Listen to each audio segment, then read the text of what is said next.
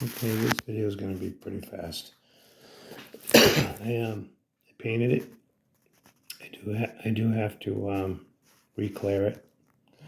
The clear, even though it says matte on the can, is actually, I would say, satin. So that's the second can I bought like that. I should have known better just to go to the auto parts store, the paint store, but I was in a hurry. So anyway, I painted it. I made some handrails for the front. They have to be painted. I made those out of the handrails that normally come on rivarossi trains. I got a bunch of them, so I'm going to put handrails on this later on, but I wanted to do the front. I got the front end up a little bit more. This section was hitting, so I put a shim on my pivot shaft that this pivot's on. I shaved down the sides here. This is a little crooked. It got late at night, so I didn't want to keep shaving it. Finish it tomorrow. And I added a loop here on the back bend like the rail tender would have. I'm a little disappointed in the height of the tender. It really should be about 1/8 of an inch lower, or maybe a 1/4 inch lower. But unfortunately, it is what it is. So I'll just leave it alone. But I think that's pretty much it. Oh, I see these, I guess they would be weld marks or junctions where the boiler was put together.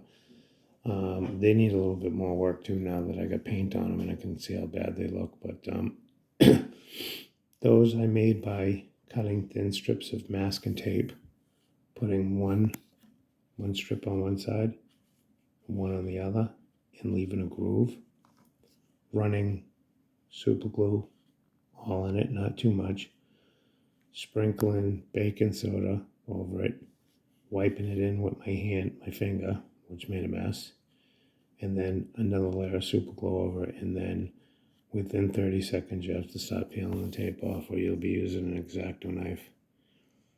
So I did that. I managed to lose the lens somehow for this, so I'll have to make one. Not a big deal. But anyway, those are the handrails. And you already saw these. I added that, but I added lines that went to that. Same thing. I used tape and baking soda and crazy glue. It looks kind of beat up. I think I might leave it like that because it should look old.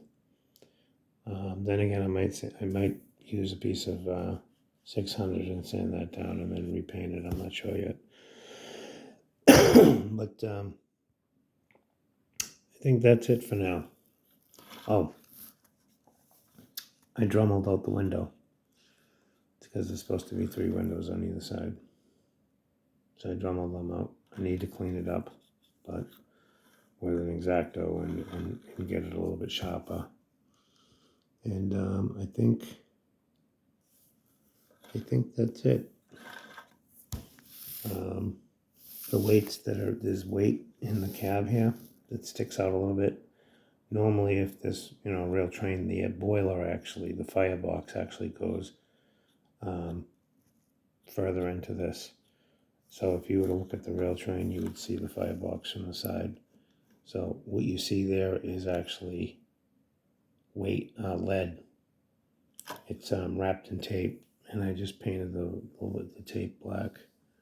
The reason why I wrapped it in tape is because I don't want to be touching lead all the time. I have a tendency to rub in my eyes, and I don't need that lead in my eyes. It's pretty toxic.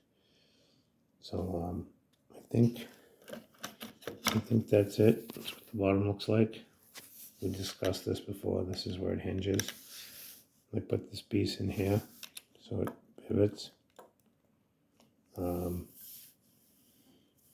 I really need to clean this mess up here a little bit at some point. Just pull the tender cover off and then sand it back down. That's where the motor is. there's a rubber block underneath there. The motors were mounted to a rubber block. And then I used a little bit of epoxy going over it just to make sure the motor couldn't break free. And I did the same thing inside here. So there's a motor right here. And there's a motor right here. And they're wired backwards because of the gearbox.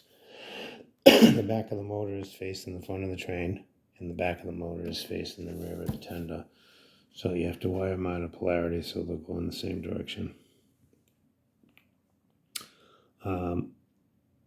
They're 3-pole motors because of the size. They're not even skew wound, but I really wasn't worried about that because there's 2 of them. So they kind of help each other out. The only thing is the RPM is too high. This train is way too fast.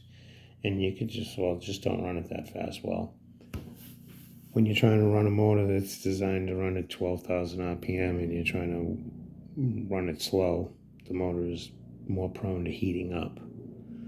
So at some point, I want to try to find a motor that's more like, I don't know, maybe 7,000 RPM. The other thing I could do is a gear reduction, but there really isn't room inside the train itself for a gear reduction. I could probably get one in the tender, but there's no way I'm getting one in the, because this articulates, so there's no way I'm getting that in there. So, so that's it. That's a short update. Leave a comment if you like it. If you don't like it, leave a comment. Tell me why you don't like it. I did a lot of body work on it. You can still see some imperfections.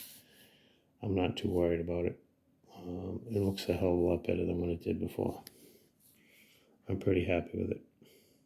If I wanted a perfect train, I'd just spend $1,100 and bought one.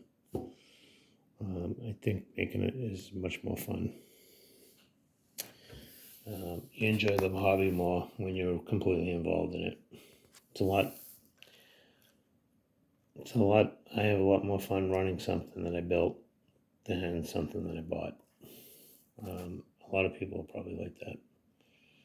But anyway, thanks for watching, and have a good night.